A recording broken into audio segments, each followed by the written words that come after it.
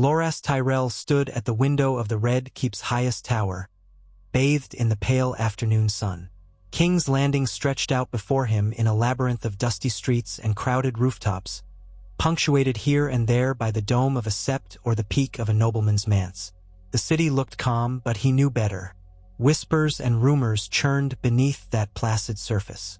Only days had passed since his sister's downfall, since the moment Margaery, the beloved rose of Highgarden, had been consumed by the very trials meant to break her spirit. In a matter of hours, Loras had lost both his sister's protection and whatever remained of his innocence. Now, the future of House Tyrell, and possibly the Seven Kingdoms, hung on a slender knife's edge. He closed his eyes and recalled the moment he heard the dreadful news.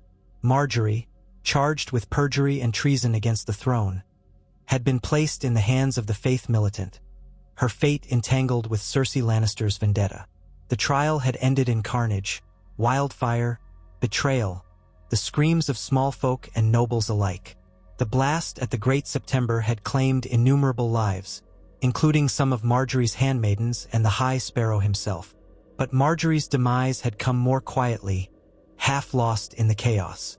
They had whispered that she died a prisoner, alone, with no family to comfort her in her final moments. Loras's own mind still balked at imagining the last look on her face.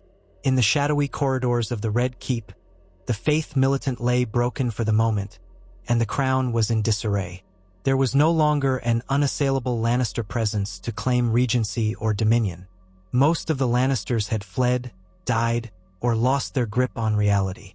Tommen Baratheon, poor boy king, was gone too, lost in a swirl of heartbreak and madness. Cersei Lannister, the instigator of so much destruction, sat in a dark cell, awaiting a fate that only the gods could guess. No one knew who truly wore the crown. The small council was a tatter of what it had been, each member scrambling to find safety and advantage.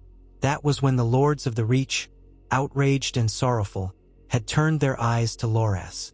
They had approached him in secret at first, as though testing the waters. Randyll Tarly, a staunch Tyrell bannerman and famed commander, had traveled under the cover of night to the Red Keep. There, he offered counsel and assurances that many Knights of the Reach still believed in their future through House Tyrell. They believed that through Loras, they could restore order and dignity to a kingdom torn by war, famine, and tyranny. First, Loras scoffed at the idea. He was a knight, a warrior once heralded as the Knight of Flowers, not a politician. He was a man shaped by tourneys, sworn to protect his queen, not to become the center of endless machinations. But the more he resisted, the more he sensed the inexorable pull of duty. Someone had to step forward, or the realm might dissolve into chaos. His injuries from Dragonstone had healed enough to let him move without too much pain, though he still felt a twinge in his shoulder on the coldest mornings. For the first time in months, he felt an unsettling clarity, a sense that the gods had placed him on a path he never wanted yet now could not refuse. Margaery's death was a rallying cry to the Tyrell banner. The small folk of the Reach adored her, and in their heartbreak, they would follow her brother anywhere if it meant stability. Loras's name, once primarily associated with chivalry and gallantry, now carried a somber weight. His sister's memory demanded action. The Tyrells had poured blood and gold into the Iron Throne for generations, always second to someone else. Highgarden had bent the knee to the Targaryens long ago, had courted the Baratheons, had allied with the Lannisters. Their loyalty had been repaid with treachery and tragedy. Perhaps now was the time to claim what they deserved. In the gloom of the Red Keep, he knelt upon the stone floor before an assemblage of lords and ladies, some from the Reach, some from other kingdoms seeking advantage. Eleanor Tyrell, one of the lesser cousins, stood behind him with anxious eyes. She had been Margaery's companion for years, and she wore her heartbreak plainly. The meeting was small, perhaps a dozen loyalists in the flickering candlelight. Randyll Tarly, tall and imposing, paced at the edge of the room. On a table nearby, a roll of parchment bore the signatures of several noble houses confirming they would support a Tyrell claim should Loras stand forth. Loras remembered swallowing hard when he saw them. This was real. It was happening. And no matter how unprepared he felt, the wheels were in motion. That night, he snatched what few hours of sleep he could amidst haunting dreams. He dreamt of Margaery standing in a rose garden at Highgarden, her golden-brown hair glinting in the sun. She smiled at him, beckoning for him to join her. But when he stepped forward, the roses in her garden blackened, crumbling to ash. She vanished, leaving him alone. He woke drenched in sweat, thinking of the moment he last spoke to her in earnest. She had teased him about his seriousness, had told him to smile more often. He whispered her name into the darkness and swore an oath that he would not let her legacy wither. The next day, Loras made his first public appeal. It was a modest affair. They gathered in a courtyard of the Red Keep, ensuring that only trustworthy guards and a handful of witnesses were present. He wore a doublet of green and gold, the colors of House Tyrell, and clutched the hilt of his sword with a steady grip. His voice trembled at first as he addressed those assembled, but when he spoke of Margaery, of her beauty, of her kindness, of her desire for a better realm, his words grew firmer. He told them that House Tyrell had been wronged, that the faith militant had overstepped its bounds, that the Lannisters had betrayed their alliances, that the people deserved a ruler who would cultivate peace, justice, and prosperity, much as the bountiful fields of the Reach fed the Seven Kingdoms. When he finished, the courtyard remained silent for a long heartbeat. Then Randyll Tarly bowed low and swore his sword and loyalty to Loras Tyrell. One by one, the others followed, offering fealty in a solemn gesture. Loras's heart hammered in his chest. This was not a tourney field with a cheering crowd. This was the heavy hush of real responsibility. Whispers spread through King's Landing in the days that followed. The Tyrell on the throne? Some found it laughable, some found it welcome, and others found it alarming. Yet in the vacuum left by the absent Lannisters and dead Baratheons, the idea had potency. Many had grown weary of Lannister rule, especially after the wildfire tragedy. The name Tyrell conjured images of fertile plains, of bread and fruit and barley ale.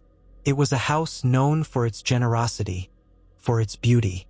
The common folk liked to remember Margaery handing out bread to the poor. They spoke in hushed corners of Loras's famous courtesy and courage. The notion that he might ascend as King Loras of House Tyrell sparked equal measures of hope and trepidation. The remaining members of the small council, those not dead or fled, convened with great reluctance. Grand Maester Jared, newly appointed since Pycelle's demise, arrived hobbling on a cane. Lord Merryweather, a man of moderate influence, and a few lesser functionaries formed a feeble imitation of what had once been the most powerful advisory body in the realm. They received Loras in the council chambers. He stood before them in full knightly regalia, breastplate polished, cloak embroidered with golden roses, and explained the dire state of the realm. War still simmered in the north. Word had it that the Ironborn were in disarray after certain defeats. Dorne was silent, brooding, perhaps waiting for a moment to strike. The Vale sat in relative isolation, under the sway of uncertain leadership. Through it all, King's Landing needed stability. The small council had no answer, no champion to prop on the throne, no coherent plan. Almost meekly, they gave Loras their cautious blessing, reserving the right to revoke it should the situation worsen. And so the next step was taken. Loras returned to Highgarden with an entourage of knights and lords to secure the heart of his power. Highgarden loomed warm and inviting, ivy crawling up pale stone walls. At the main gate, cheering crowds greeted him. Word of Margaery's loss had devastated the region, and they yearned to see a Tyrell ascend to greater heights, if only to soothe the heartbreak. Loras found himself awash in well-wishers offering garlands of flowers, fresh bread, casks of wine. He felt a tremor of gratitude surge through him. Here, where he had grown up practicing swordplay in well-tended gardens, the support felt genuine. Once inside, he held court in the Great Hall. It was an elegant space, abundant with floral murals, tapestries depicting famous Tyrell hunts and victories, and bright windows letting in the sun. The lords and ladies of the Reach gathered in a hush.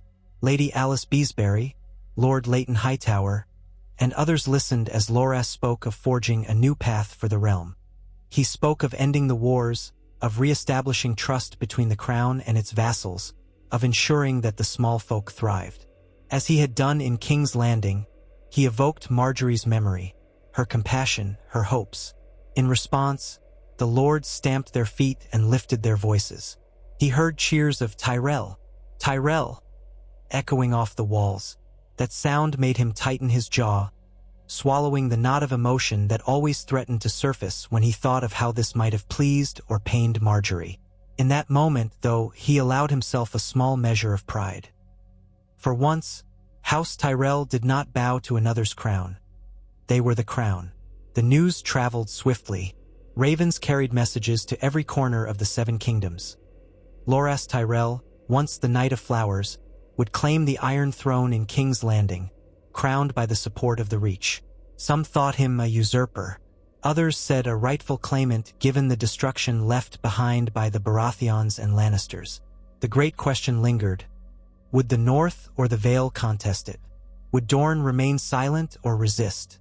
Where were the Targaryens in the East, rumored to be gathering dragons and armies? Yet for all the tension, many welcomed the respite from Lannister oppression. Cersei was reviled for her rumored role in the wildfire explosion, and her continued imprisonment by the remnants of the Royal Guard meant her threat was contained. Jaime Lannister was nowhere to be seen. Some whispered he wandered the Riverlands, heartbroken and alone. The rest of the Lannister clan had retreated to Casterly Rock or perished. The endless cycle of vengeance had left the field open for a new claimant. At Highgarden, Loras prepared for his formal coronation. He had never dreamed of a king's raiment or the weight of a crown, but the seamstresses and tailors worked tirelessly to craft robes of deep green velvet trimmed with gold thread. A heavy golden sash embroidered with roses was draped over his shoulder.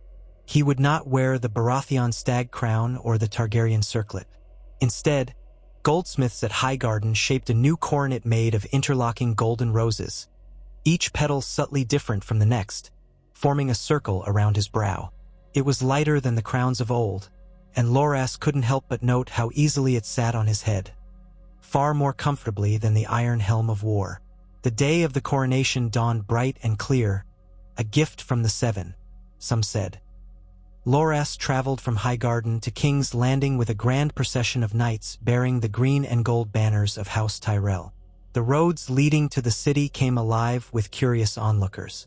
Many had never seen such splendor, for war and famine had taken their toll. Now, as the Tyrell army marched, they brought with them wagons of grain and fresh flowers, a symbolic gesture that the new king would feed and nurture the realm. Crowds gathered along the roadside, some cheering, some quietly observing. Loras rode at the head, wearing his new crown, plate armor polished to a reflective sheen. His face was calm but resolute. The memory of battle still haunted him, but he had embraced the role that fate had thrust upon him. King's Landing opened its gates. The city guard, uncertain of its loyalties for so long, finally seemed willing to yield. The presence of thousands of knights from the Reach, coupled with the near-total collapse of Lannister power, made resistance an unwise choice. As Loras proceeded through the streets toward the Red Keep, small folk leaned from windows. A hush fell over the masses. He felt their eyes upon him, felt their hopes and fears. He made a silent promise to himself. Whatever else he did, he would not betray their trust as others had. In the courtyard of the Red Keep, a makeshift platform had been raised. Red carpets stretched across the stone, flanked by Tyrell banners.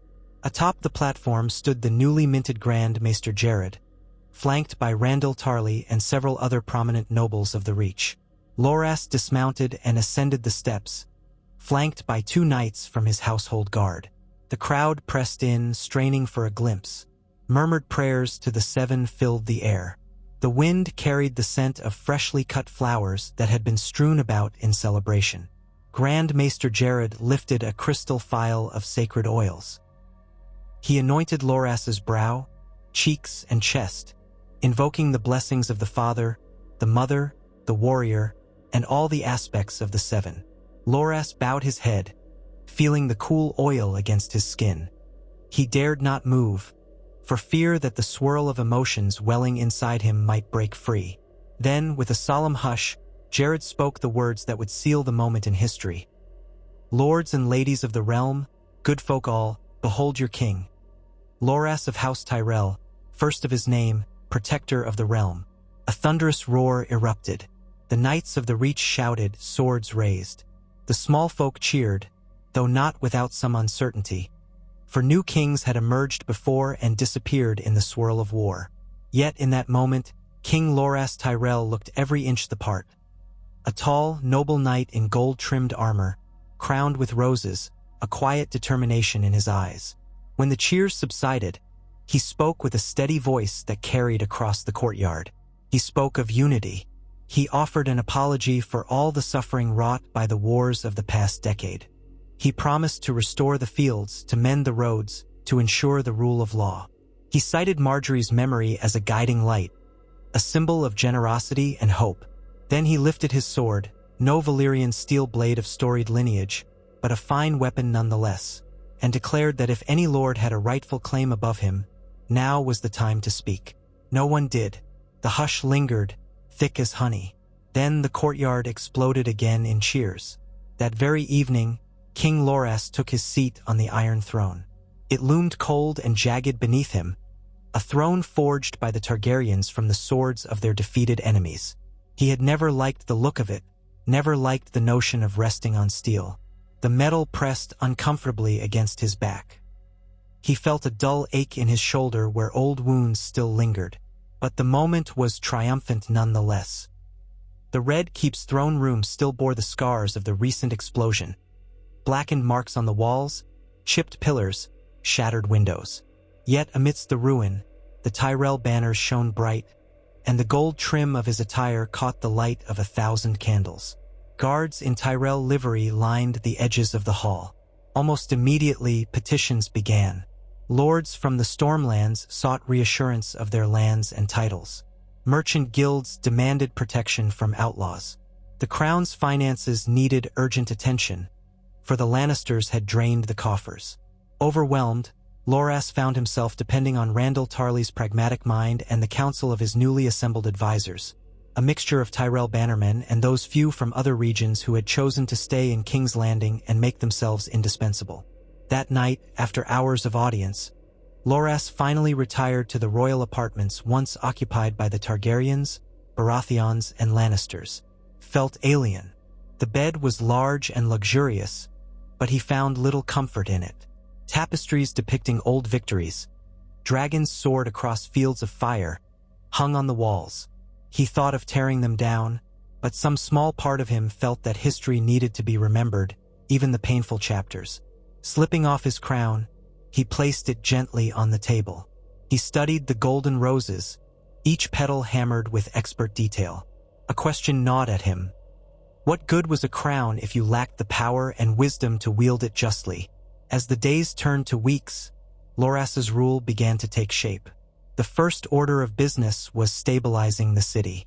Fresh shipments of grain from the Reach, combined with new leadership in the city guard, eased the small folks' fears. Bread prices dropped. The City Watch, once controlled by Lannister gold, showed more willingness to keep the peace rather than intimidate the populace. Loras visited the common districts himself, accompanied by guards, to demonstrate that he was not afraid to walk among the people. He listened to their grievances. The high cost of living, the crime, the residual bitterness toward the monarchy. He saw the squalor of Flea Bottom, the lines of beggars outside the dragon pit. In these visits, he tried to mirror Margaery's empathy. He donned a simpler cloak and quietly handed out silver stags to the needy. Whispers spread that the new king was not aloof, that he might actually care about more than just the power of his house. Meanwhile, in the castle, Loras began reaching out to other regions. He needed alliances. The Vale remained quiet, but rumor had it that Lord Peter Baelish was still pulling strings behind the scenes. The North had its own troubles, with rumors that winter snows were deeper than ever, and that the Northern lords were rallying behind their own cause. The Riverlands were war-torn, ravaged by conflicts involving the Freys, the Brotherhood without banners, and scattered remnants of once great houses. Dorne, still mourning the loss of its prince and the betrayal of the Lannisters, refused to send emissaries to King's Landing, though they had not declared open hostility. Loras recognized the precariousness of his throne. A single spark could light another war, and he would not survive if half the realm rose against him. Randyll Tarly pressed him on matters of the crown's defenses. The Tyrell army was formidable, but scattered. He proposed reorganizing the garrisons throughout the crownlands and providing relief to the war-torn regions, thereby winning hearts and minds. Loras agreed, yet he sensed that no matter how many knights he deployed, the realm's unity would be fragile until the bitter memories of the last wars were eased. Times were changing, and steel alone would not guarantee loyalty. One afternoon, as Loras walked through the castle's rose garden, in homage to his own heritage transplanted to the Red Keep, he encountered Lady Olenna's old quarters. They were vacant now. His grandmother, the Queen of Thorns, had perished not long ago under suspicious circumstances, rumored to have been involved in poisoning Joffrey Baratheon, rumored to have had a hand in so many behind-the-scenes dealings. Loras had not always understood Olenna's cunning, but he missed her sharp wit. He could almost hear her telling him that the crown was just a bauble if he didn't learn to play the game with a sharper mind. He paused by a withered rose bush that drooped in a corner and felt a pang of sorrow. So many members of his family had fallen, leaving him to bear the burden. In some ways, that was the impetus that propelled him. He refused to let House Tyrell crumble.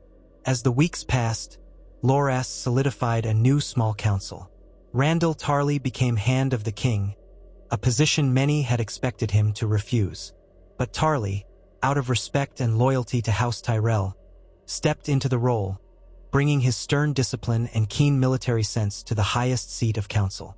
To handle coin, Loras appointed a learned courtier from Old Town, Lord Murin, who was well-versed in trade and shipping. For laws and justice, he selected Lord Maribald Fossaway, known for his fair judgments throughout the Reach. In this manner, Loras kept the seats close to his region, for he knew he needed the unwavering support of the Reach to maintain stability. The Golden Company, a notorious group of sellswords rumored to be loyal to rumors of Targaryen pretenders, had reportedly landed in the Stormlands, or so the Ravens whispered. The name Aegon Targaryen, possibly a surviving scion of the old line, circulated once more. Loras dreaded the idea of yet another war. He dispatched envoys to learn the truth. His envoys returned with uncertain news.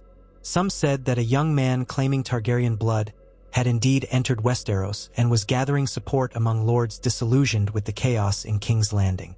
Others said it was a mummer's farce. Loras recognized that this threat, genuine or not, could not be ignored. Still, for a time, King's Landing enjoyed a fragile peace. The streets, once patrolled by Lannister guards, now saw Tyrell knights in green cloaks, sporting embroidered roses on their surcoats. The markets began to hum with trade again. Refugees from the war-torn countryside trickled back. Bakers baked, fishmongers hawked fresh catches from the Blackwater Rush, and tavern owners replaced their battered signs with newly painted ones. The city was waking from a nightmare, tentatively hopeful that the new king would not plunge them back into bloodshed. Despite the small improvements, Loras found himself increasingly troubled by the realm's divisions. In the north, rumors arrived that Jon Snow had been declared king in the north, uniting the northern lords and the wildlings behind Winterfell's banners. That name was spoken in the south as a curiosity, a product of the chaos. Some scoffed at the notion of a bastard king. Others trembled at the idea of a northern kingdom split from the Iron Throne. Loras dispatched letters to Winterfell, urging dialogue, reminding them that the Tyrells had never wronged the north. He offered to negotiate mutual support. The Ravens came back without replies. For now, the north seemed to stand apart, consumed by its own battles. Dorne remained equally silent. Loras recalled the friction between Oberyn Martell and the Lannisters, the Targaryens and Martells before that, and all the threads of vengeance that wove through Dorne's history. House Tyrell and House Martell had not always been friends. They had contested the Dornish marches for centuries. But Margaery had attempted to charm the Dornish with her courtesy, albeit with limited success. Now, Loras felt the sting of that old rivalry. Could he mend fences where so many had failed? Amid these diplomatic puzzles, Loras still had to deal with the aftermath of Cersei Lannister's imprisonment. She languished in a tower cell, guarded day and night, rumored to be half-mad with rage. Some lords urged that he execute her. Others advised banishment, while some insisted she be sent to the Silent Sisters. Each suggestion drew a fresh wave of moral quandary. Loras understood she had been instrumental in Margaery's demise, along with a host of other crimes.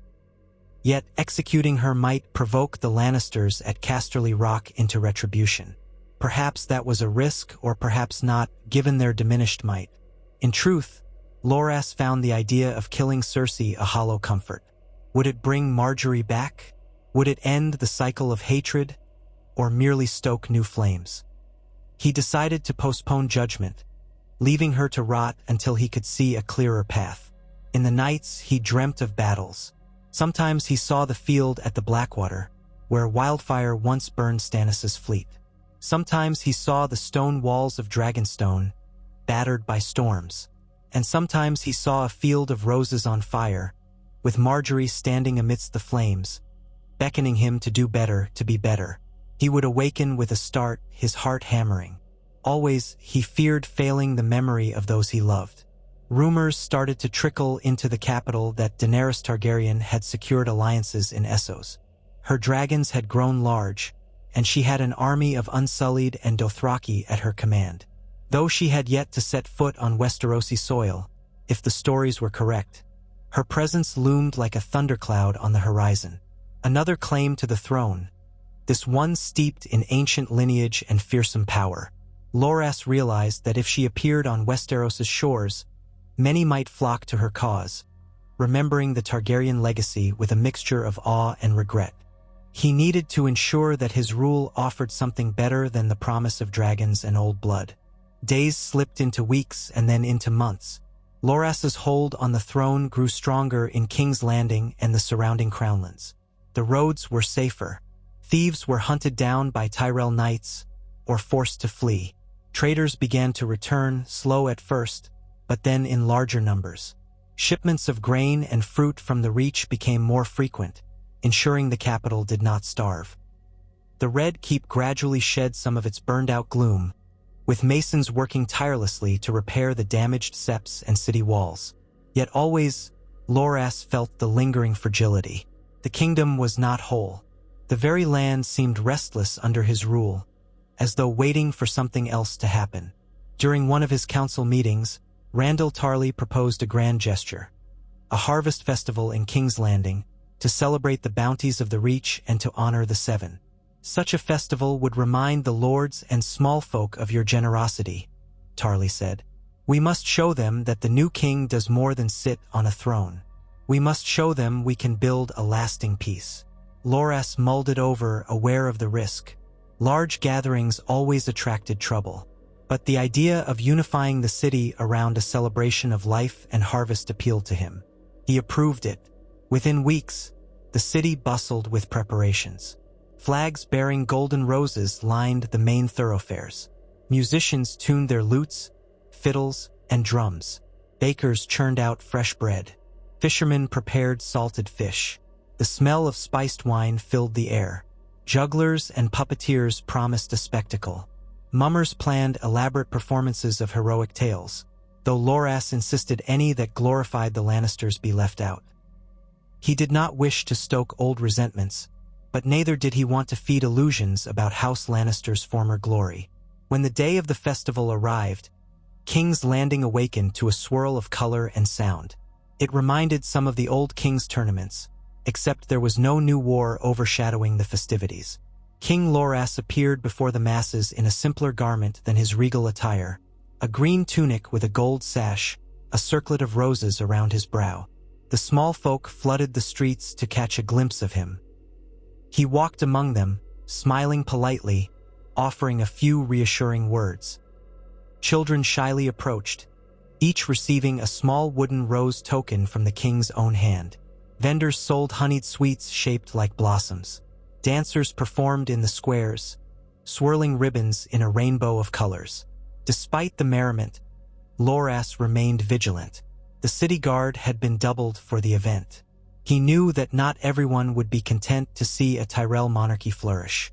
Rumors abounded of disgruntled pockets of resistance, holdouts from the faith militant who despised the new order, or Lannister loyalists who wished to avenge Cersei's downfall. Yet for most of the day peace held. Music and laughter rang out, and the sun shone bright.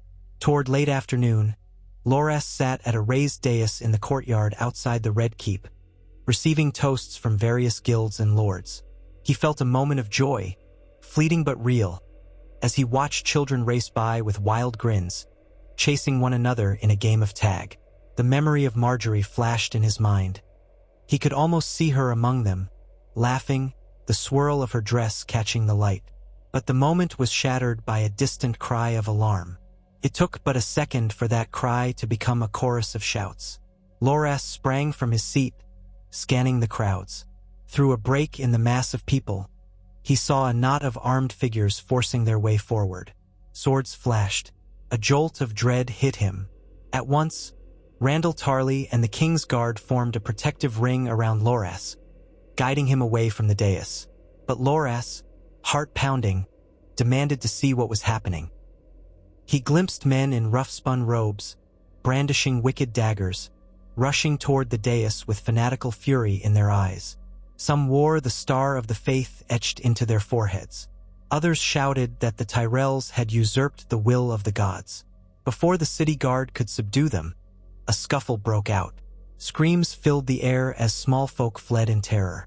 One of the men lunged at a guard, plunging a dagger into the knight's side. Another charged up the dais steps. King Loras, refusing to cower, drew his sword.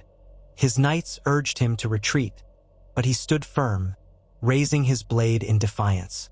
The would-be assassin lunged, but Loras parried the strike, the clang of steel echoing across the courtyard. With a swift riposte, the King of the Seven Kingdoms sent the assailant sprawling onto the wooden platform, where guards quickly subdued him. The panic lasted only a handful of heartbeats before Tyrell knights and gold cloaks converged, arresting or cutting down the small band of intruders. The festival crowd dispersed in a screaming tide, cowering behind carts and tents. When the chaos subsided, a hush fell as the people watched their king, sword in hand, standing amidst a ring of corpses and captured zealots. Blood trickled from a shallow cut on Loras's arm, staining the fine green fabric. He looked around, breathing heavily, adrenaline pulsing in his veins. His eyes locked on the quivering face of a young mother holding her crying babe. His chest constricted with sorrow and anger. This was the peace he had tried so hard to cultivate, now spattered with blood. That night, in a hastily reconvened council, Randyll Tarly confirmed that these men appeared to be remnants of the faith militant, those who had survived the destruction of the September and scattered into the city's underbelly.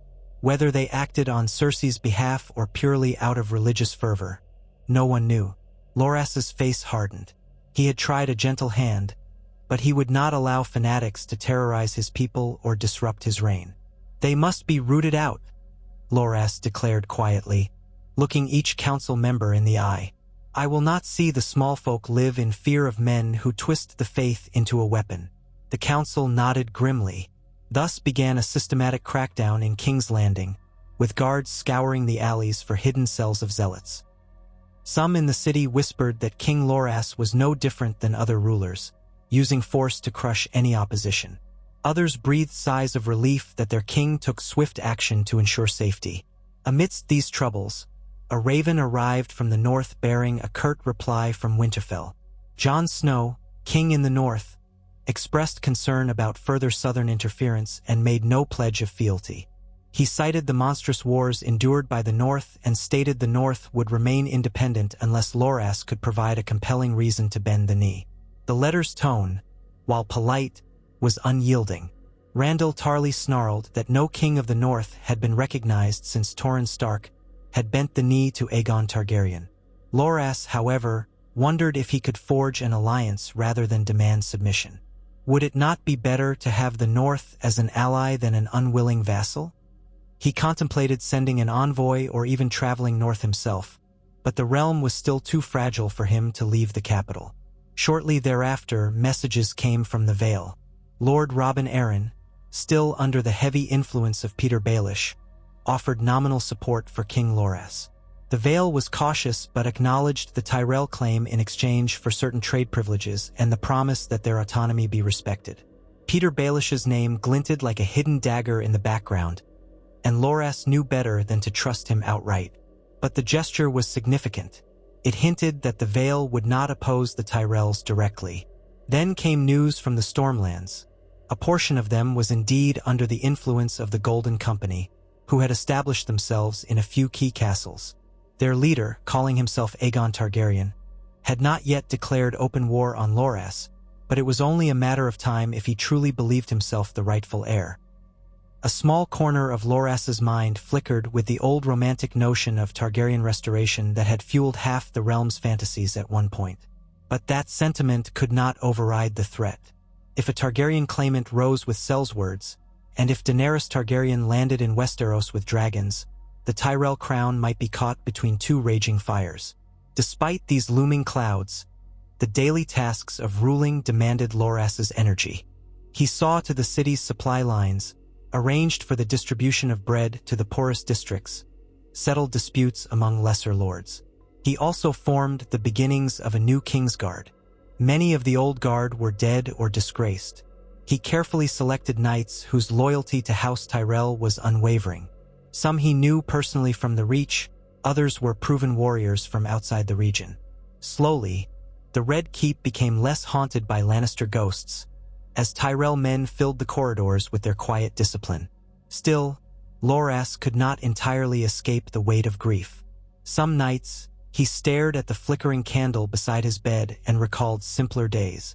Days of tourneys, where he jousted in bright sunlight and crowned fair maidens with wreaths of flowers. Days when Margaery teased him for his seriousness, promising that she'd make him laugh one day. Days when Renly Baratheon lived, and hope for a kinder monarchy briefly sparkled in the realm's imagination. Each memory brought a pang, for all those people were gone. And now he sat on the Iron Throne, sworn to guide a realm battered by storms of war and thirsting for peace. One evening, during a solitary walk through the Red Keep's rose gardens, he found himself at the very spot where Margaery once knelt to pick a rose and twirl it between her fingers. She had laughed and said the capital needed more flowers, that the gloom of the city could be dispelled by something as simple as a bloom's fragrance. Loras knelt there, placing his hand on the soil. A single white rose swayed in the breeze. Gently he plucked it, careful not to harm the bush. Its soft petals brushed against his fingertips. He closed his eyes and inhaled its scent. At times like this, he questioned his course. Would the realm be better under a Targaryen with dragons? Would it be better divided, the north separate and content, the south forging its own destiny? Did his claim truly serve the people or just the pride of House Tyrell? Yet in the depths of his heart, he believed that unity, if maintained with compassion, could usher in a golden age. Perhaps that was naive. Perhaps the realm's history of betrayal and bloodshed would repeat. But he could not walk away. Margaery's death demanded that he stand firm, that he build something worthy of her memory. He rose to his feet, the rose still in hand, and gazed at the towers of the Red Keep outlined against the darkening sky. Lanterns glimmered on its walls. From somewhere distant came the faint cries of gulls over Blackwater Bay. In the hush of twilight, he allowed himself a single tear. Then he composed himself, slipping the rose into the folds of his cloak. He had counsel to attend, letters to write, strategies to plan. The realm waited, and a king's duty never slept. Thus, the Tyrell rose continued to bloom in the heart of King's Landing, its petals spreading across the 7 kingdoms in a blend of hope and uncertainty. Alliances would be tested, enemies would gather. Winter, it was said, had already descended on the north with brutal force, and in the east dragons might yet fly. But for now, for this one fragile moment, King Loras Tyrell held the Iron Throne, determined that House Tyrell's reign would be remembered not for the sword, but for the promise of renewal. a promise carried on every whisper of his sister's name, and every petal that fell from the golden crown of roses. Loras Tyrell rose early the next morning, stiff from too little sleep and too many worries. He dressed in a plain doublet and breeches rather than the robes of state or gilded armor that had become his new uniform. Today, he would begin his rounds before dawn, inspecting the Red Keep's guard and the state of the garrison that kept King's Landing in uneasy peace. As he stepped out into the corridor, a single torch flickered, casting his tall shadow against the stone wall. Outside, the sky was the soft gray of false dawn, promising a new day's light soon enough. It was quiet. Few in the castle stirred at this hour except the sentries on their patrols. He walked the winding corridor that led to the armory, where he found Ser Brian Fossaway, an earnest young knight he had named to the Kingsguard. Ser Brian offered a respectful bow and confirmed that all was well through the night. Loras returned a nod, sparing a faint smile at the knight's diligence. Ser Brian's sincerity reminded him of the simpler times when he himself was just a young knight of the Reach, unburdened by crowns and councils. He offered the young man a word of encouragement and moved on. Beyond the armory lay a small courtyard. A crisp wind stirred the banners overhead, green and gold Tyrell roses where once the red and gold Lannister lion had flown. Loras paused, his gaze drifting over the yard.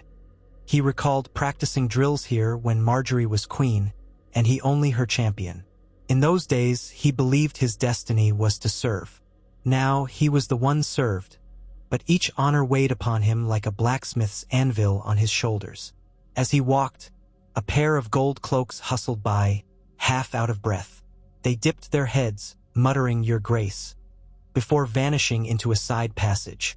Word of the failed fanatic assault during the Harvest Festival had spread throughout the city, spurring a flurry of new security measures. The King's Hand, Randyll Tarly, had ordered additional patrols to scour the alleys where conspirators might hide. A swirl of memory caught Loras. The wild eyes of that zealot who charged the dais with a dagger, the resolute expression on his face before he fell under Loras's blade. Whatever faith had driven him, it was powerful enough to discard reason. If that was what remained of the old faith militant, Loras feared they would not stop until every last man was rooted out.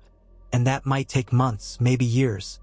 He entered the royal stables next, where a handful of stable boys, bleary yed, scrambled to saddle horses for the morning patrols. The pungent smell of hay and horseflesh was a familiar comfort. His own mount, a chestnut courser named Harvest, nickered softly at his approach. Loras stroked the horse's muzzle, remembering how he had ridden him in a skirmish against outlaws on the Rose Road not so long ago.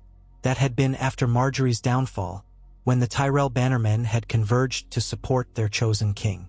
The memory of that time tasted bitter and sweet, a potent reminder of all he'd lost and the loyalty he'd gained. Slipping away from the stables, Loras decided he needed a breath of fresh air on the castle ramparts. As he ascended the steps, dawn finally broke over the horizon, casting long golden rays across the sprawl of King's Landing.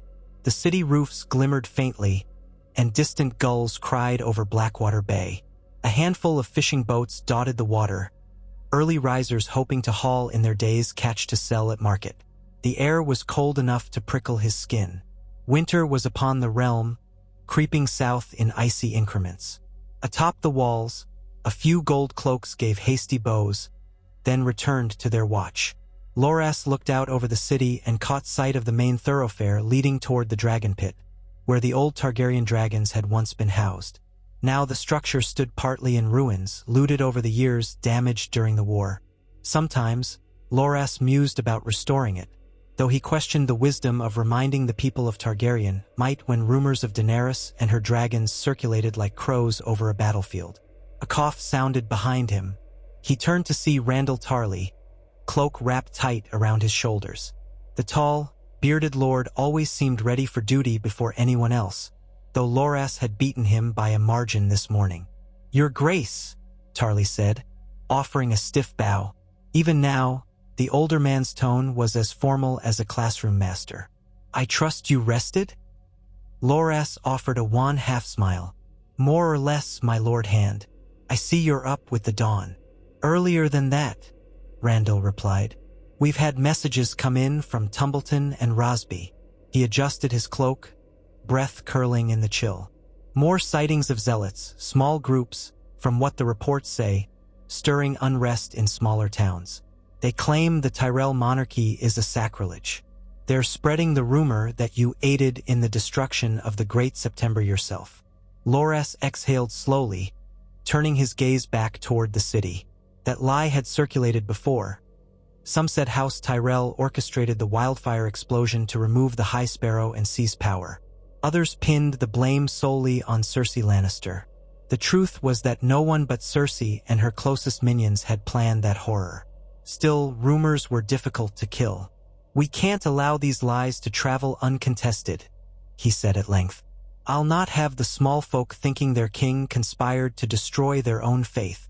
Randall inclined his head. I agree. I'll send trusted envoys to these towns, perhaps septons loyal to us, to soothe the people's fears. If these fanatics can be found, we'll deal with them. Have no doubt, Your Grace. Loras felt the old twinge in his shoulder as a breeze caught his cloak. He pressed his fingers to the spot, massaging lightly. And what of the greater threats, my lord? Any sign the rumored Targaryen in the Stormlands marches north? Or movement from the Northmen themselves? Uncertain, Randall said. We know that the band calling itself the Golden Company remains in some of the Stormlands' abandoned keeps. They've not advanced, but a few local lords seem to be supplying them, either out of fear or a desire for favor if the Targaryen claim proves true. As for the north, the last raven we received from Winterfell was more of the same. No mention of bending the knee. No mention of war either, but they guard their border fiercely. It seems the north is content to remain separate until they see reason otherwise. Loras leaned on the stone battlement. He could feel the warmth of the sun on his cheeks now, chasing away the morning cold. We'll need to address the north eventually, but we should not provoke them. The realm is weary of war. If this Aegon Targaryen marches or Daenerys Targaryen arrives, we'll need alliances. Or at least, we need the assurance that the north won't strike us in the back. Randall ran a hand over his short, graying beard. We may offer terms. Perhaps trade in exchange for a mutual peace. There's talk of the north's dire shortages given this long winter. If we dangle the Reach's harvest, stockpiled grain and what produce we can spare, they might come to the table. The idea intrigued Loras. Trade and the promise of food had often been House Tyrell's greatest diplomatic leverage. It was, after all, the breadbasket of Westeros, feeding many regions beyond its own. He wanted to believe Jon Snow or whoever held power in the north would accept such an olive branch. Send a raven north, my lord. Phrase it politely, emphasizing we wish them no ill, only peace and mutual prosperity. Make clear we have surpluses from the Reach that could help them through the winter. As you command, Randall said. I'll do so before midday. On another matter, Your Grace, the small council wishes to convene before lunch. Issues of the royal treasury, the harbor tax, and some concerns about the city's water supply. Very well, Loras replied. I'll attend. With that, Randall Tarly departed, cloak sweeping behind him as he descended the wall steps. Loras lingered a moment, watching the city awaken. For a few heartbeats, the dawn light and the bustle of people beginning their day reminded him that life in King's Landing still went on. War or no war, zealots or no zealots. Families needed food, merchants needed trade, children needed safety. That, more than the crown, was his responsibility. He closed his eyes, recalling Margaery's face. In her final weeks, she'd spoken of her hopes for the common folk. She had wanted to ensure they were fed, clothed, and protected in a realm that so often ground them underfoot. Loras felt a pang of renewed determination. He would persevere. He walked back into the Red Keep. Servants were stirring, some polishing floors, others carrying fresh linens, some hauling water. They bowed or curtsied, offering Your Grace as he passed. A few still gave him looks of wonder, as if they couldn't believe the handsome Knight of Flowers now ruled from the Iron Throne. He suspected he looked tired these days, far from the bright, gallant figure he had once been in the tourney fields. By the time he reached the council chambers, he found Randall Tarley, Lord Murren of Old Town, the master of coin, and Ser Maribald Fossaway, the master of laws, already waiting. Grand Maester Jared shuffled in moments later, with 2 novices trailing him. Maester Jared was a short, broad man, his gray hair cropped close, with a calm demeanor that belied a sharp mind. Loras settled in the high-backed chair at the chamber's head. The table before him was strewn with scrolls, ledgers, and half-burned candles. The window shutters stood open, letting in the brisk morning air. "Shall we begin?" Loras asked, trying to sound composed despite his fatigue. Lord Murren nodded, smoothing his robes. "Your Grace, firstly we must address the crown's debt. Though House Tyrell brings considerable wealth, the realm's coffers remain badly depleted from the wars. We've begun collecting taxes more efficiently in the Crownlands, and trade is improving, but the shortfall is still severe." "How dire is it?" Loras inquired. "We can meet the royal expenses for the coming half-year without borrowing." "Thanks largely to the Reach's contributions," Murren answered. "But if we're forced into a war, or if winter lasts longer than expected, those reserves will vanish quickly. We have some smaller lenders, merchant houses from Pentos and Bravos, expressing interest in giving loans, but that places us at risk of foreign debt." Loras leaned his elbows on the table, fingers steepled. "I want to avoid entangling the realm in more debts to the Iron Bank or any Bravosi consortium if possible. See what we can do about generating more internal revenue, fairly, mind you, without crushing the small folk." Lord Murren inclined his head. "As your Grace commands, we might levy a modest tariff on high-value goods, spices, silks, Myrish lace. The wealthy will pay more, but the impact on the common folk would be slight. We can also encourage greater shipping through Old Town rather than Lannisport, as House Lannister's hold on the west is weak at present." Randall Tarley frowned. "We must be cautious. Too many taxes and we strangle trade. Too few, and the crown remains impoverished." Loras nodded. "Find a balance, Lord Murren. We cannot build a stable realm on an empty treasury. But neither do I wish to become the usurer of Westeros." Once that matter was tabled, Ser Maribald Fossaway spoke about the rising tide of petty crimes in the city, mostly theft and looting in poorly patrolled districts. "The City Watch does its best, Your Grace, but we need more resources. The war left many wounded veterans unable to find honest work. Some turned to crime or begging. If we don't address that root cause, no number of watchmen will stem the tide." Loras thought for a moment. "We can't solve all the city's ills overnight, but we might employ veterans in rebuilding efforts. Give them a wage and housing while they repair the city walls, roads, or what remains of the Great September. That could discourage them from crime, and it'd improve the infrastructure." The council murmured agreement, and so it went. They discussed the city's water supply. Some wells had gone bad, requiring repairs or expansions to the aqueduct system. They touched on the question of Dorne's silence, concluding that a new envoy would be sent to Sunspear with gentle overtures of peace. Dorne was proud and vengeful, but perhaps an appeal to unity might reach them, especially if the alternative was yet another war. Finally, the council broke for midday, each with tasks assigned. After the session, Loras stepped into the corridor, nearly colliding with Eleanor Tyrell. She was a distant cousin, once one of Margaery's companions, and had remained in King's Landing to serve as a lady-in-waiting to the new court. Eleanor had sharp eyes and a quiet grace. She curtsied. "Your Grace, might I steal a moment?" she asked softly. "Always," Loras said, gesturing for her to rise. "How can I help you, my lady?" She glanced around the corridor, ensuring they were not overheard, then spoke in hushed tones. "There's a matter concerning Lady Cersei. Word from the servants cleaning her tower cell is that she's begun refusing food. One of the jailers mentioned she rages at night, crying out curses against you, against the Tyrells, and... Well, that's not surprising, is it?" Eleanor folded her hands. "I only thought you should know her state seems to be deteriorating. This might become a matter of concern." Loras felt a tightening in his chest.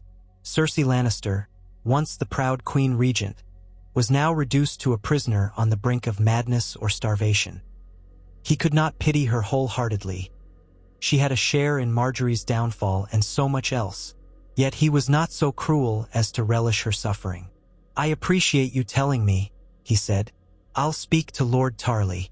It may be time to decide her fate. Letting her waste away in a cell does the realm no favor." Eleanor nodded. "She grows more unstable by the day, from what I hear." He touched her shoulder gently. "Thank you. I know Margaery was close to you. This can't be easy." She lowered her eyes. "We all miss her, Your Grace. We loved her dearly." Then, with a final curtsy, she slipped away. Alone in the corridor, Loras felt the old anger and grief swirl inside him. A familiar storm. Cersei's hatred for Margaery had sparked so much tragedy. Now the woman raged in captivity. Was mercy a betrayal of Margaery's memory? Or was vengeance the greater betrayal?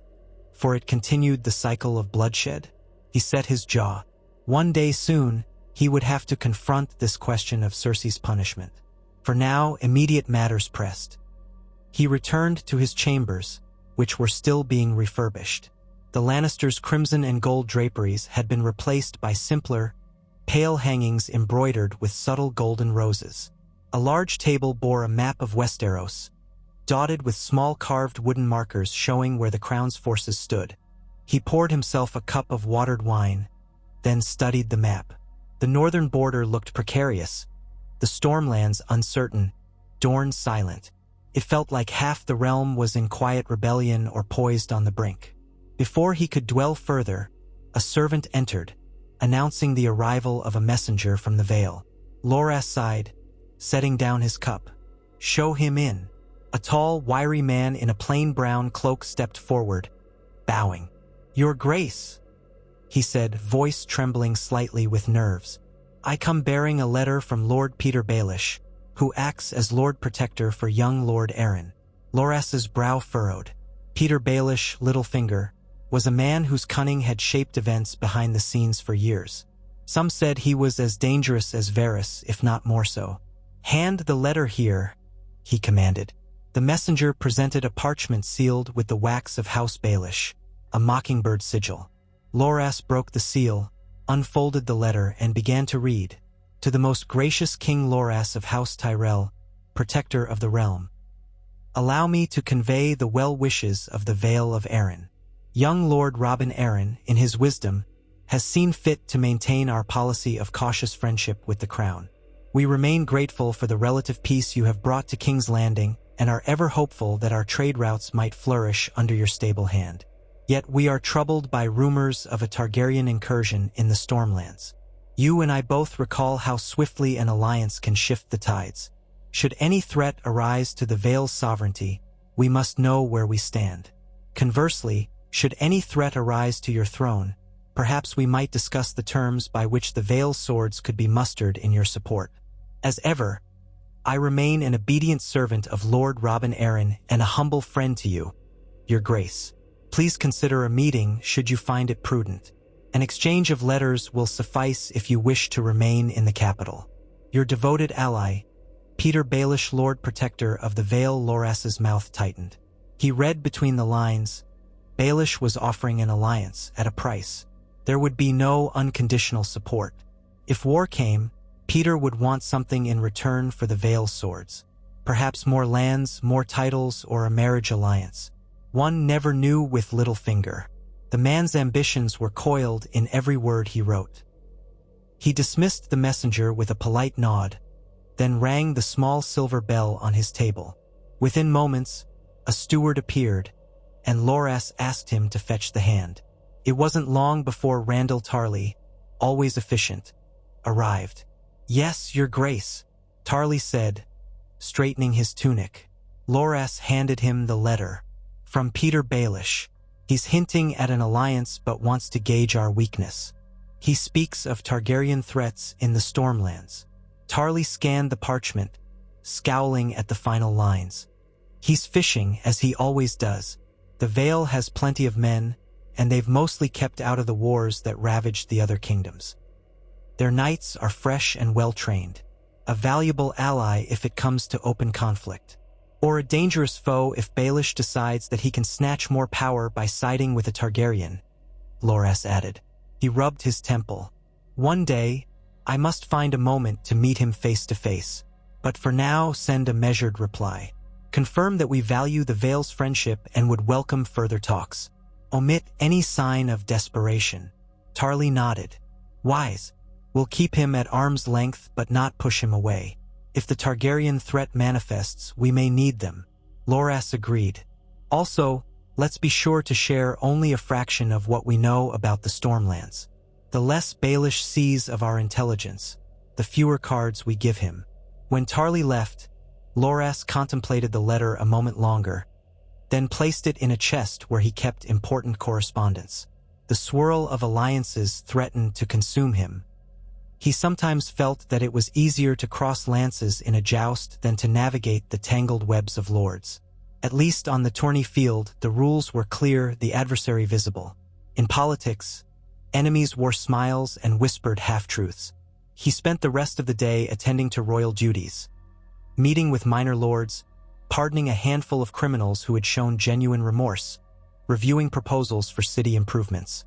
He approved funds for building additional wells.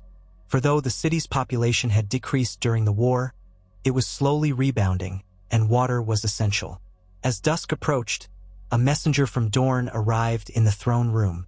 The throne room, still bearing scars from fires and battles past, had been partially restored.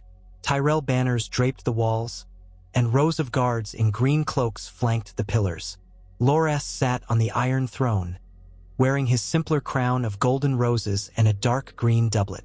He signaled the messenger to approach. The man wore the sigil of House Ironwood on his surcoat. He looked uneasy beneath the gaze of so many guards. Bowing low, he said, "Your Grace, I bring news from the princes of Dorne. They have received your letters. They have sent me to inform you that Dorne neither acknowledges nor denies your claim at this time. They wait to see if your rule will bring justice for the crimes committed against House Martell." He glanced up nervously. "They also ask what your intention is regarding the killers of Prince Oberyn Martell and the subsequent tragedies that befell Princess Myrcella." Loras tensed. The mention of Oberyn reminded him of how the Lannisters had sown enmity in every corner. "Tell the Martells that I intend no harm to Dorne.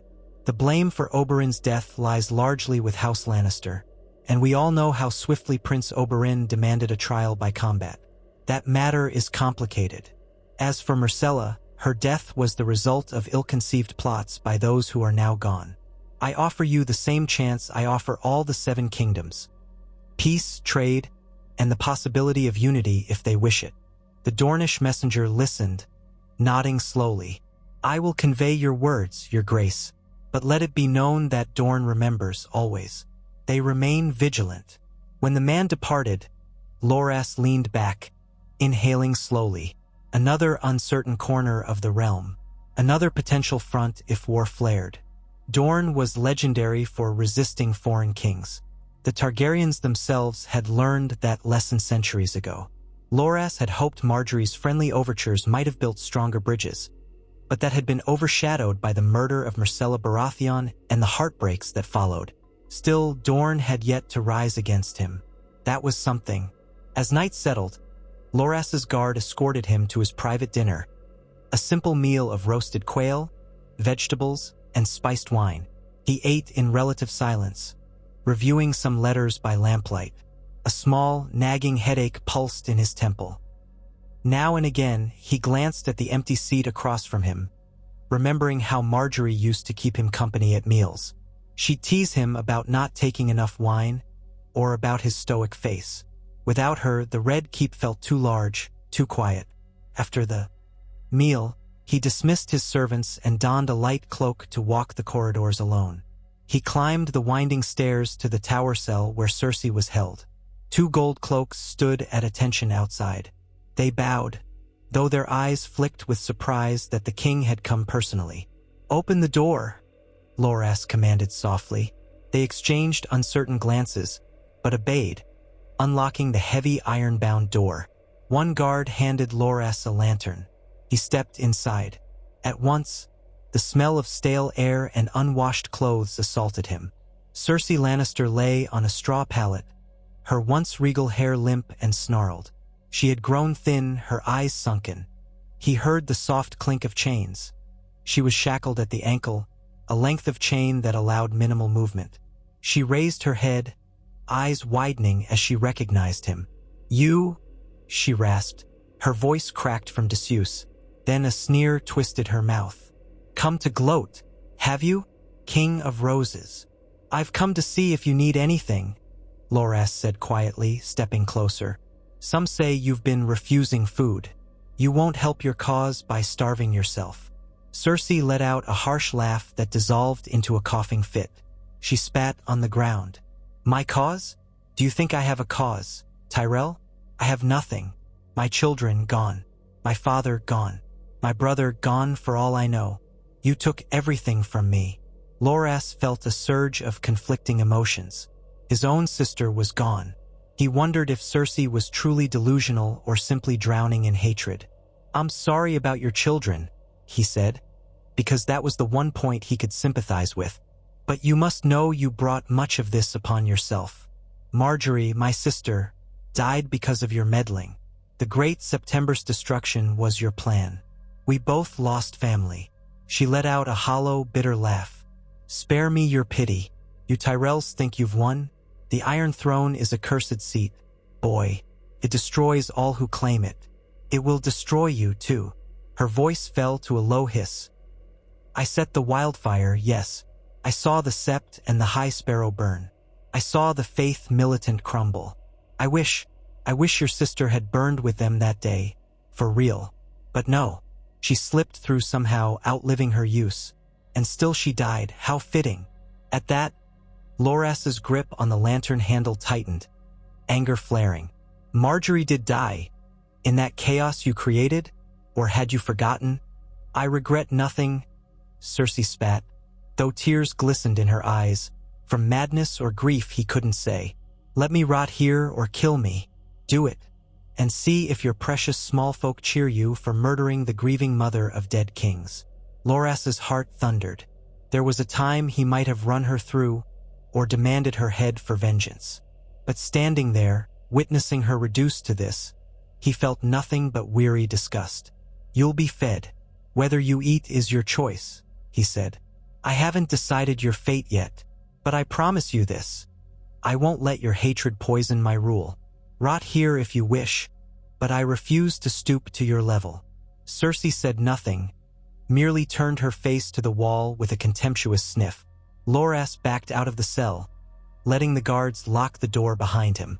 He walked away, each step echoing in the dim corridor. The brief encounter had left him shaken. Cersei's venom was a reminder that the old cycle of revenge still lingered like a festering wound. He resolved then that he would not let her goad him into cruelty. But he also knew that leaving her in that cell indefinitely would remain a thorn in the realm's side. Eventually, he returned to his chambers, heart heavy. He considered penning a letter to his mother, Alicent Tyrell, who resided mostly in Highgarden now. But he did not know what to say. Should he ask her advice on dealing with Cersei? On forging alliances? On the creeping sense that a new war was coming, no matter how hard he tried to preserve peace? In the end, exhaustion overcame him, and he retired to bed with a lantern burning low on the bedside table.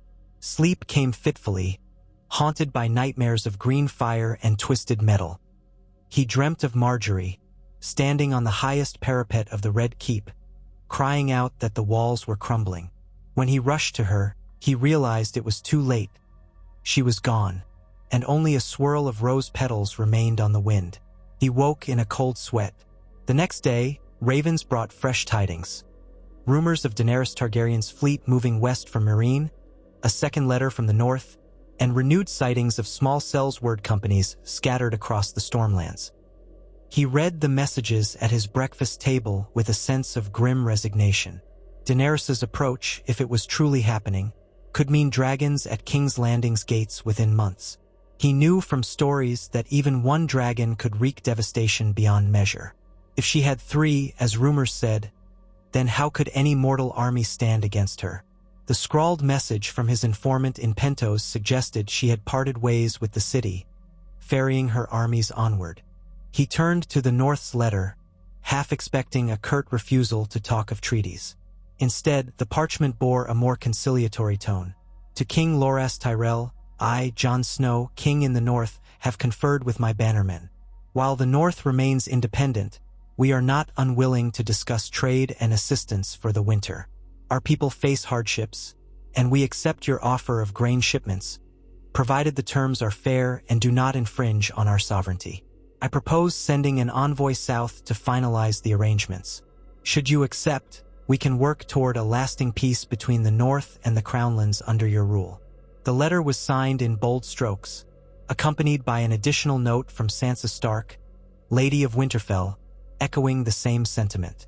Loras's tension eased somewhat. This was a small victory. If the North was willing to negotiate, that could prevent at least one front of conflict. He mentally prepared a suitable response, grateful that not every corner of the realm sought to plunge them into war.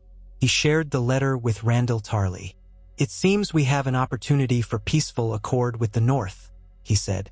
They're open to an envoy coming here. Tarly read it with a critical eye. This is favorable, Your Grace. The North's men are hardy. Better to have them as friends or at least neutral. And if we give them grain, they'll remember we helped them in their time of need. Draft a reply, Loras instructed. Welcome their envoy to King's Landing. Ensure they understand we respect their independence for the time being, but hold hope for closer ties in the future. Tarly nodded and departed, leaving Loras to brood over the Daenerys question. If she landed in Westeros proclaiming herself the rightful queen, she might attempt to retake the throne by force. The Tyrell monarchy was new, not deeply rooted in the realm's heart. Many might flock to the Targaryen banner out of nostalgia for the old days or fear of dragons. Loras needed to determine how best to respond if Daenerys sent an ultimatum. He decided to consult the Grand Maester Jared on the subject of dragons. He summoned the aging scholar to his solar. Jared arrived, shuffling in with a heavy tome under one arm. He bowed, then spread the book upon a table. Your Grace requested knowledge of dragons? He inquired, his voice rasping but steady. Yes, Loras said, leaning forward.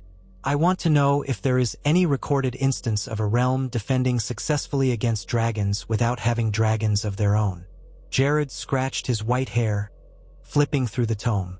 In the histories, we have accounts of the Dornish resisting Targaryen dragons by hiding in mountain passes, engaging in guerrilla warfare. But that was more about avoiding open battle and wearing the Targaryens down over decades. Then there are stories of the Storm King, Argilac, who was overwhelmed by Aegon's dragons in short order. The Field of Fire saw both the Reach and the Rock's armies burned. Harren the Black was roasted in his own castle. He closed the tome gently. It's grim reading, Your Grace. Dragons seldom meet a foe they cannot melt or shatter. Loras sighed. So our best defense is not to fight them at all. If Daenerys demands fealty, would we bow? He hated the thought. Margaery had given her life, had played the Game of Thrones, so that House Tyrell might stand tall. Yet to see the city burned to ash was worse. Jared's expression was grave. If she truly comes with large, fully grown dragons, as rumor suggests, open conflict would be unwise. Of course, if one could slay a dragon, that changes the balance. But historically, only a lucky arrow or ballista bolt, or the presence of another dragon, stands a chance. Loras drummed his fingers on the table.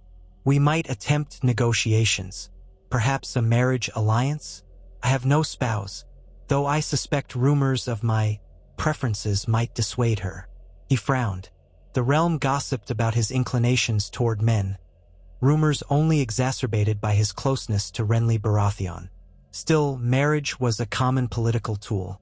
Whether or not he desired it personally was another matter. Jared spread his hands in a non-committal gesture. I cannot say what the Dragon Queen desires in a suitor. She is said to champion freeing slaves, as she did in Essos. She might demand an end to feudal traditions, or at least changes that would cause unrest among your lords. We know little of her personal aims beyond reclaiming the Iron Throne. So, either we prepare for war, or we prepare for compromise," Loras concluded, rising from his seat. "But let us not jump to conclusions yet. We don't even know if she sets sail for Westeros at this very moment or if these are more rumors. I'll have our spies and informants watch the coasts. We must be ready for anything."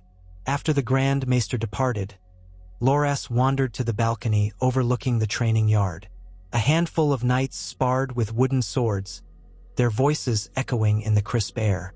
He remembered the rush of adrenaline from a well-fought match, the roar of the crowd at a tourney.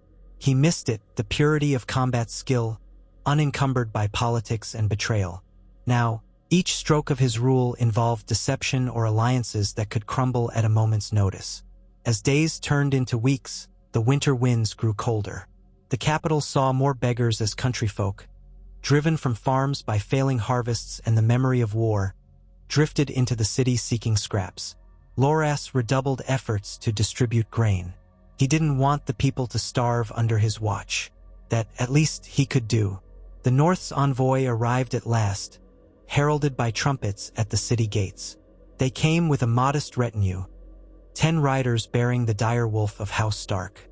At their head rode a tall young woman with auburn hair, Sansa Stark, so the rumors said, though Loras had not expected her to come in person.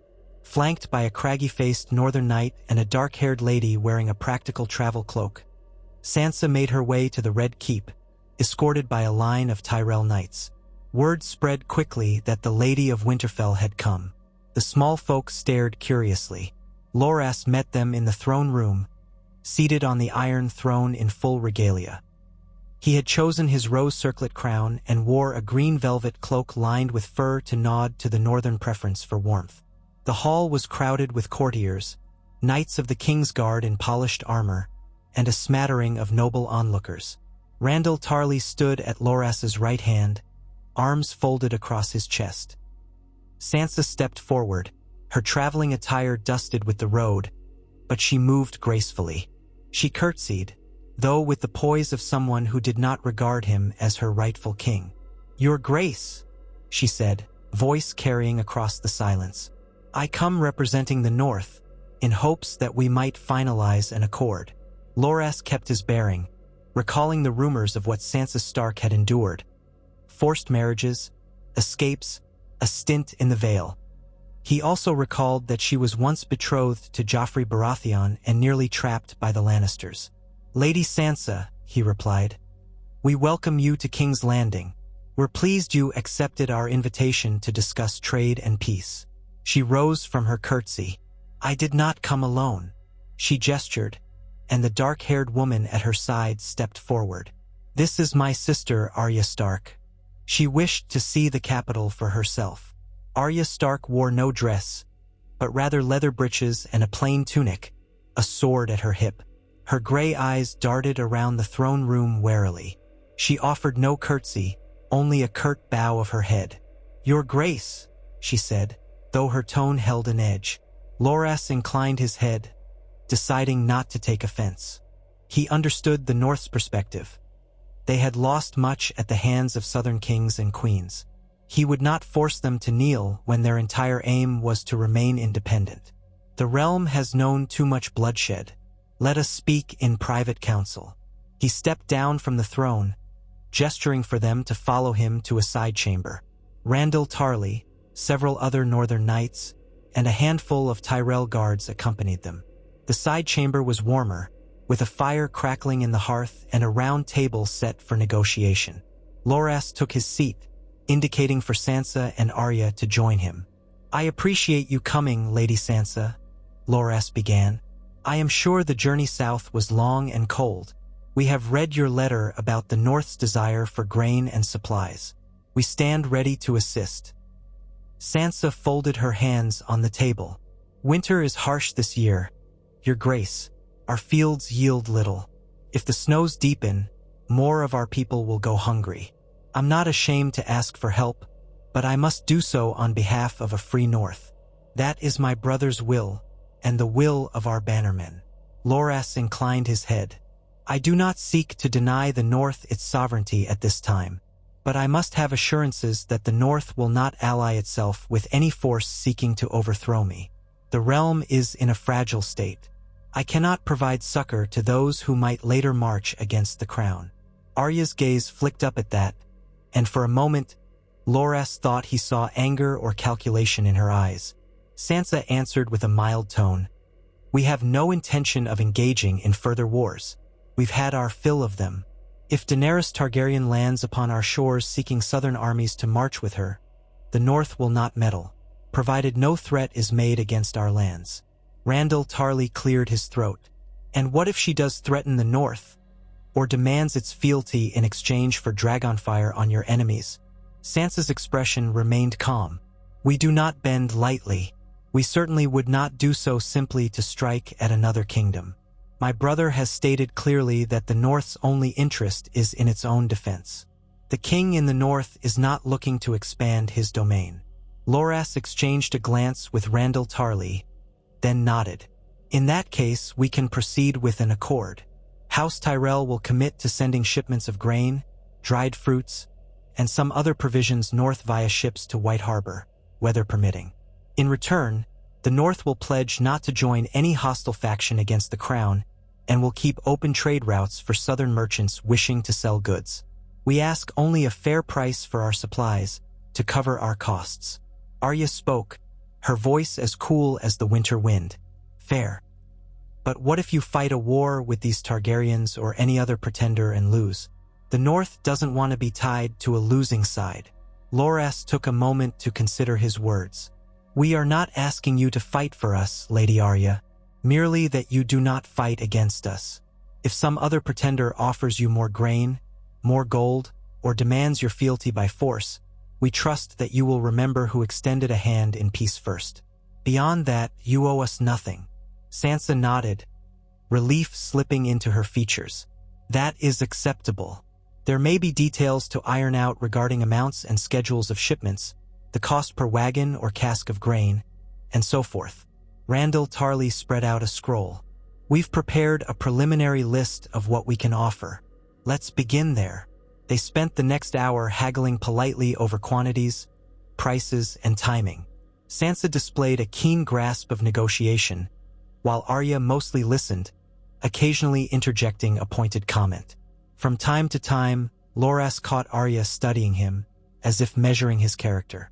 He found it unnerving. Her stare reminded him of a skilled hunter.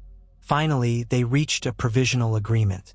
A scribe took notes, and Sansa declared that she would send word to Jon Snow for final approval.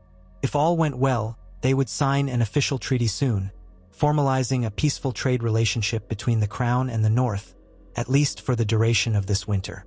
With the meeting concluded, Loras stood.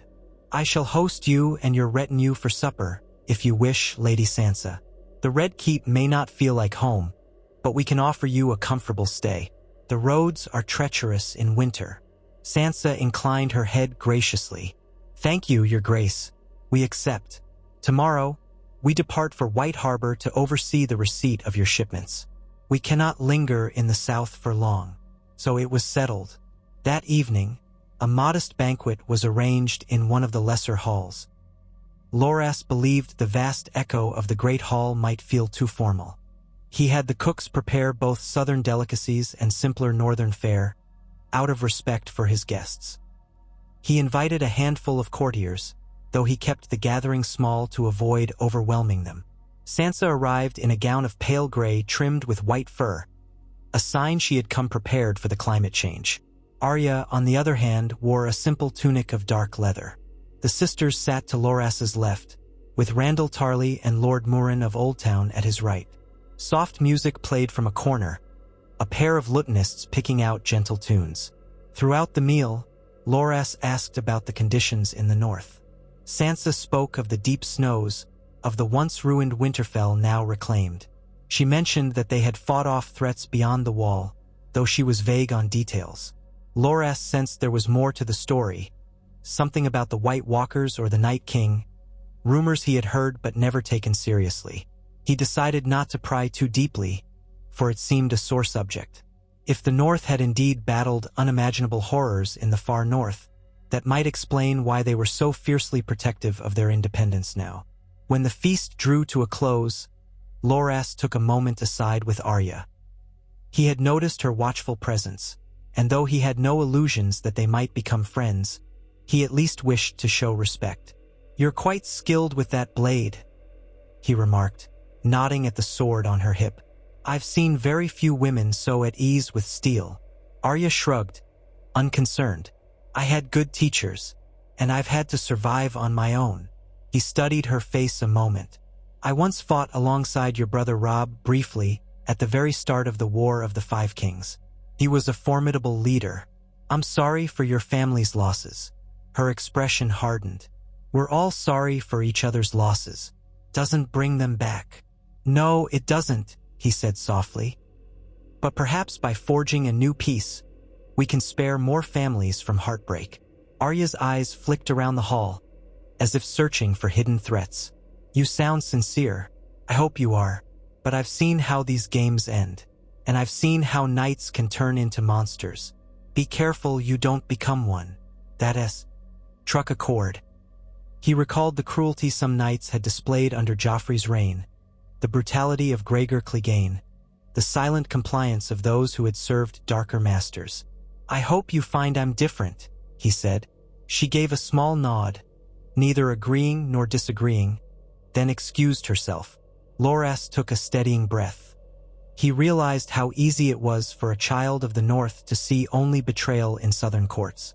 Shortly after, the Stark sisters departed for their quarters, and Loras ended the evening. Once alone, he felt an unaccustomed flicker of relief. An accord with the North, no matter how tenuous, was a step toward securing his reign. House Tyrell, once overshadowed by the Lannisters or Targaryens, was now forging its own path. He allowed himself a moment of quiet pride, tempered by the knowledge that storms still brewed on the horizon.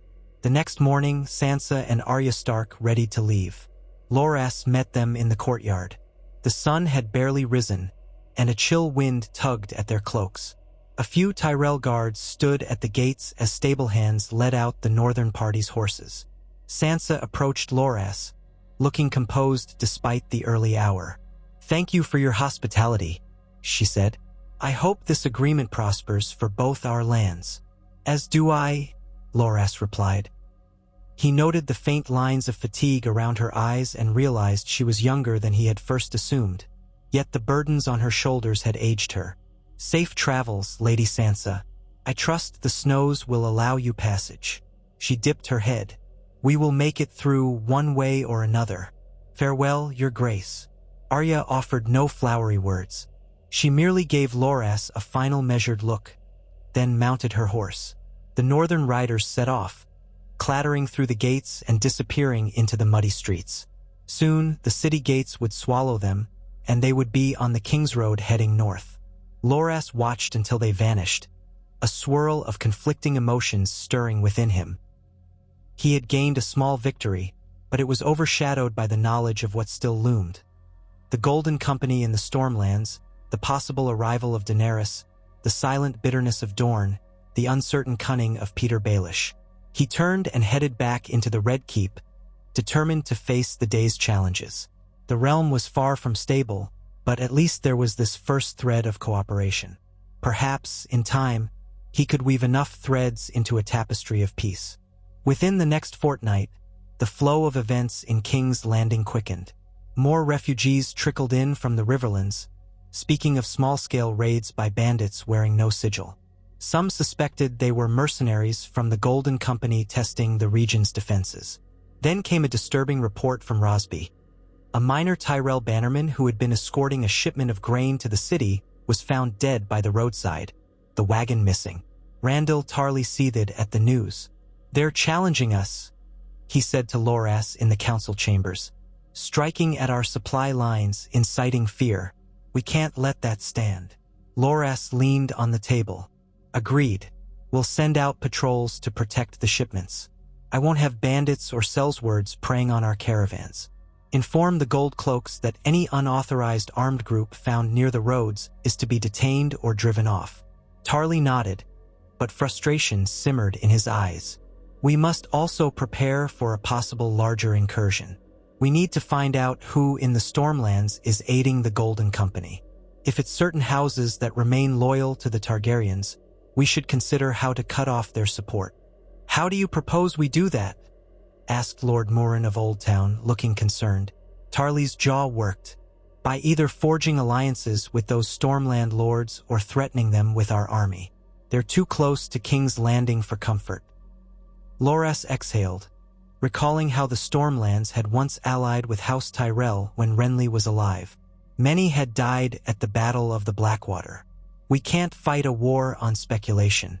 Let's try to send envoys first. I want to avoid open conflict as long as possible. So they drafted letters to the major Stormland houses, offering reassurances of fair treatment under a Tyrell monarchy and cautioning them against harboring the Golden Company. Some responded with polite neutrality. Others remained silent. Meanwhile, rumors of a Targaryen pretender circulated more wildly, suggesting that Aegon Targaryen, claimed to be Rhaegar's lost son, rescued from the sack of King's Landing decades ago. Many in the city scoffed at this, believing Prince Aegon had been killed as an infant by the Mountain. But enough lords found the idea plausible or politically useful that the story would not die. As these tensions brewed, Loras remained steadfast in his efforts to solidify the city's well-being. He oversaw repairs to the main thoroughfares, authorized more money for the City Watch to recruit and train new members, and opened some of the Red Keep storerooms to feed the poorest citizens. Each act bolstered his popularity among the small folk. Yet all the while, the threat of war gnawed at the edges of his rule. He also found time to address a more personal matter: Cersei Lannister's continued captivity. Reports from her jailers suggested she was deteriorating in both mind and body. Some nights, she shrieked curses and babbled incoherently. During the day, she refused to speak at all. The question of her fate loomed. Executing her might provoke the few remaining Lannisters and their allies into renewed vengeance. Keeping her prisoner forever cast an ugly shadow over the Tyrell monarchy, feeding rumors that Loras was a tyrant. Releasing her, though, seemed unthinkable. She would only stir more chaos, perhaps flee to Casterly Rock or wherever Jaime Lannister roamed. Reluctantly, Loras called a small council session devoted to this matter. What to do with Cersei? He asked wearily as they convened in the council chambers. Ser Maribald Fossaway set down a scroll. She's guilty of regicide, of mass murder by wildfire, and of conspiracy. By rights, we could execute her for crimes against the crown and the faith. Lord Morin looked uneasy. Yet we all know she was once Queen Regent. Some lords still hold the Lannisters in esteem, even if their power wanes. Executing her might make a martyr of her. Or perhaps no one would bat an eye, hard to say. Randyll Tarly glanced at Loras. In your heart, your grace, do you wish her dead for Margaery's sake? So I cannot fault you. She deserves it. Loras's lips thinned. I've thought of it, but every time, I see how it feeds more hate. Besides, she's half mad. Killing a broken woman in a cell won't bring Margaery back. Then banish her to the Silent Sisters, Ser Maribald suggested. She may atone for her sins in silence, living out her days in penance. Randyll Tarly shook his head. She'd find a way to escape or conspire. Mark my words. Lord Morin cleared his throat. We might consider confining her to a remote tower in the Reach, some secure location where she can't incite trouble. She would remain a prisoner, but the city would be free of her presence. Out of sight, out of mind. Loras mulled over each option. Finally, he said, I will speak with her one more time. If she shows any remorse, any willingness to accept a penance, we might give her to the faith or confine her away from the capital. If not, we may have no choice but to pass sentence. So he went again to her cell, bracing himself for vitriol. He found her lying on the pallet, half-curled, eyes wide and unfocused. She barely looked at him when he entered. The smell was rancid. Clearly, she had not left the cell in weeks. Cersei, he said, forcing calm, your condition worsens. I've come to offer you a chance. Penance with the faith, if you'll show remorse. She stared at him, blank-faced. It took several long heartbeats before she spoke, her voice a grating whisper. "Remorse?" she repeated, as if tasting the word. Then she laughed, a hollow, scraping sound. "I would burn this city to the ground again if I could. They took my children. You Tyrells took everything else. Remorse." Her scorn was a living thing in the cell. Loras felt a deep sorrow fill him. "Then I cannot help you," he said quietly, stepping back. "You leave me no choice." She hissed after him. "You'll regret this. All your flowers will turn to ash. Remember, at the end, we always get what we deserve." He left her there, heart pounding with both pity and anger. He informed the council that no sign of remorse existed. They decided to quietly transport her, heavily guarded, to a secure holdfast in the Reach, one belonging to House Tyrell, far from prying eyes. She would live but effectively be entombed. News of her fate would be released as if it were an exile, a life sentence under guard. Better than a public beheading in Loras's view. Randyll Tarly agreed to oversee the arrangements with a discreet escort. In a week's time, Cersei Lannister was removed from King's Landing under cover of night. Few saw her departure. Fewer cared. That done, Loras hoped to close that grim chapter. But shadows lingered. The Stormlands, the Targaryens, Dorne's hostility, the uncertain veil. Each day, ravens brought fresh rumors. Some claimed that Daenerys Targaryen had, in fact, sailed from Meereen and landed on Dragonstone, the ancestral Targaryen seat. Others said that she was still gathering forces in Essos, or that she had been betrayed by her captains. Whatever the truth, Loras could only wait, building up the city's defenses and strengthening alliances as best he could. Late one evening, as he worked by candlelight in his solar, Randyll Tarly entered, wearing a grave expression. He held a small parchment in his hand. "Your Grace, urgent news from the Stormlands. A local lord, Gunser Peaseberry, has sent word that the Golden Company is massing near the ruins of Summerhall. They have seized the castle's grounds and are raising a banner, a three-headed dragon on black." Loras set down his quill, feeling a chill.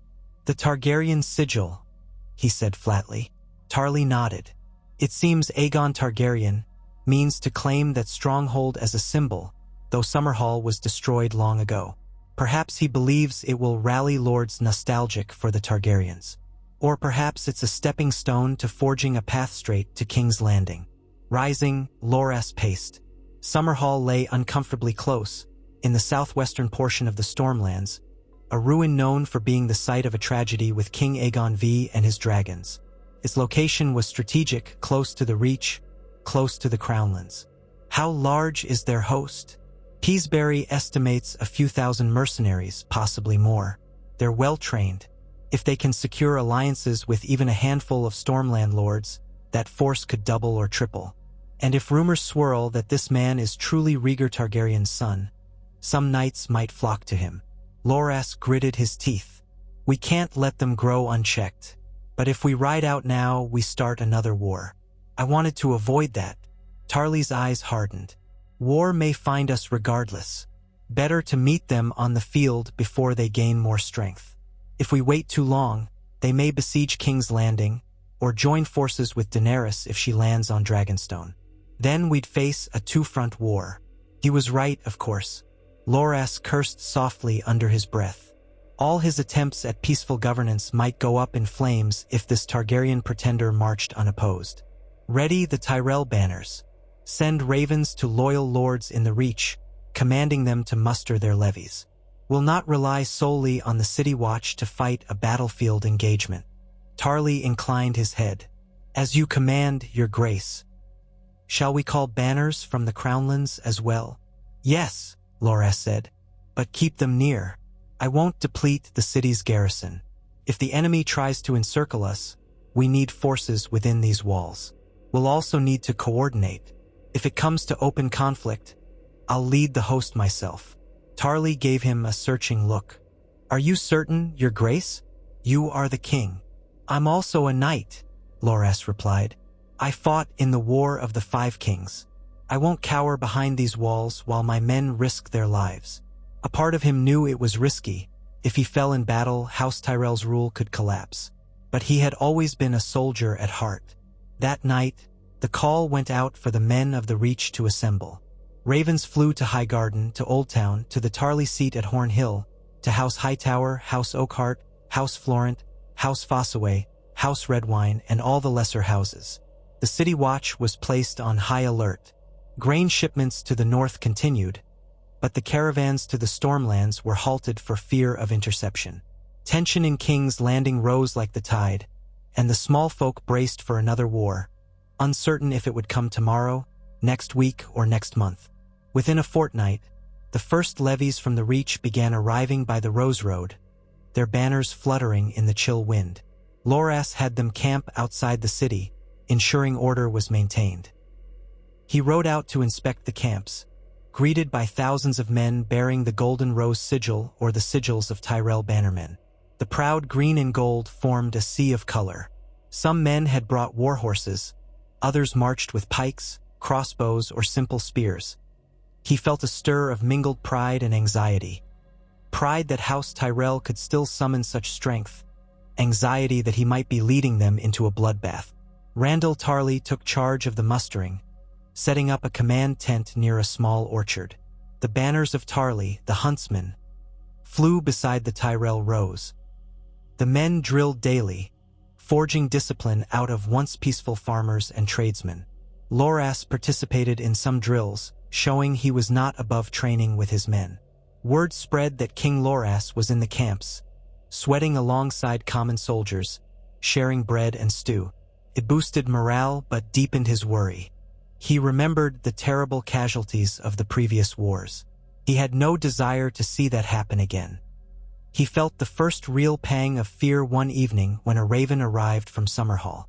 Lord Gunser Peasbury's scribe wrote, "The Golden Company's numbers swell daily. Aegon Targaryen has begun receiving envoys from lesser lords.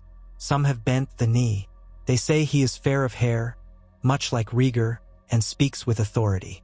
He promises an end to Lannister tyranny and calls you an upstart. They claim Daenerys Targaryen is his aunt and will soon join him with dragons. We do not know if that is true, but fear grips the region." Loras showed the letter to Randyll Tarly. "He's stoking old resentments," he said. "Calling the Lannisters tyrants is easy, but we're not Lannisters. Why should that help him rally support against us?" Tarly frowned. "Because many cannot separate the new monarchy from the old. The common folk know only that a Tyrell sits where a Lannister once sat. Some might be enthralled by the romantic notion of a lost Targaryen prince. If he's truly Rhaegar's son, the name alone carries weight." Loras rubbed his forehead. "We should move soon, then. If we let him gather more men, we risk facing an army we can't easily repel." Thus, the decision was made. They would march toward the Stormlands in measured force, seeking to contain the Golden Company near Summerhall. Randyll Tarly insisted they leave enough men to hold King's Landing in case of a second threat. Over the next few days, supply wagons were loaded, horses shod, and orders given. Loras spent a final evening in the Red Keep, gazing out at the city. If the gods were kind, this confrontation would be swift and decisive. If not, he imagined Margaery's voice, telling him to do what was best for the people. That meant preventing a Targaryen pretender from throwing the realm back into chaos. He closed his eyes, remembering her smile. In that memory, he found a glimmer of resolve. The next dawn broke cold and clear. Horns sounded throughout the city as the Tyrell host formed ranks. Loras donned his armor, a plate of gleaming steel chased with gold filigree in the shape of roses. His cloak was green, his helmet shaped to fit snugly, a golden rose crest on top. He carried his sword at his side, the same he had used in many battles before. Randyll Tarly, in plain but sturdy plate, mounted his charger. Knights and lords from the Reach assembled, bright surcoats flapping. Loras rode at the head of the column through the streets of King's Landing, under the watchful eyes of the small folk who clustered along the gutters and balconies. Some cheered, shouting "King Loras." Others merely watched with anxious faces. Merchants paused their business. Children clung to their mothers' skirts. The memory of war was too fresh in the city's mind. They had seen armies march out before, and had learned how seldom they returned victorious or whole. Passing beneath the massive gates, Loras felt a pang, as though crossing a threshold from which there might be no easy return. Behind him marched thousands of men, a reminder that the reaches might now belong to House Tyrell in its fullest measure. The road south would lead them through farmland, hills, and ultimately to the edges of the Stormlands, where Summerhall's ruins stood as a silent witness to past tragedies. He prayed the gods would grant him the strength to prevent another tragedy from unfolding, one that could drown the realm in more blood. Yet as the green banners rippled in the winter wind, and the thunder of hooves rolled over the earth, Loras sensed that fate was a fickle mistress. The seeds of war had been planted, and they would soon see what bitter harvest might bloom.